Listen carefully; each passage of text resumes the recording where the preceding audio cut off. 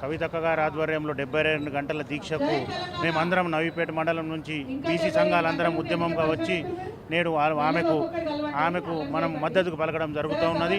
మన ముఖ్యమంత్రి రేవంత్ రెడ్డి గారు బీసీలకు 42% అని చెప్పి ఎవరికి ఎంతనో ఇప్పటికి కూడా క్లారిటీ ఇవ్వకుండా, ముస్లింలకు మైనారిటీలకు ఎంత శాతము, బీసీలకు ఎంత శాతం అని క్లారిటీ ఏమి ఇవ్వకుండా వారు 42% అందరికీ ఇస్తున్నాం బీసీలకు అని చెప్పి మభ్యపెట్టడం జరుగుతూ ఉన్నది. ముందుగా ఆయన తన మంత్రివర్గంలో 10% ఉన్న మంత్రులకు, ఓసీలకు మంత్రి పదవులు ఇచ్చి 50% పైన ఉన్న ఎమ్మెల్యేలకు మంత్రి పదవులు ఎక్కువ ఇవ్వకపోవడము ఆయన నుంచే మొదలు పెడితే బాగుంటుందని చెప్పి మేము కోరుతూ ఉన్నాము. కవితక్క గారు జాగృతి స్థాపించి నేడు బీసీల కోసం 2 సంవత్సరాల నుంచి పోటీ పడుతూ ఉన్నది, ముందుకు పోతూ ఉన్నది.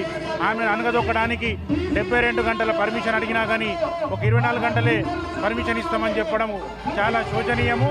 కావున 72 గంటల దీక్షకు ఆమె కూరుకున్నది కాబట్టి ఎక్కడున్నా కానీ బీసీలందరం ఆమెకు మద్దతుగా పలికి అది సాధించుకొని 42% రిజర్వేషన్ సాధించిన తర్వాతనే మాకు స్థానిక సంస్థల ఎన్నికలకు పోవాలని చెప్పి మేము ప్రభుత్వానికి కోరడం జరుగుతూ ఉన్నది.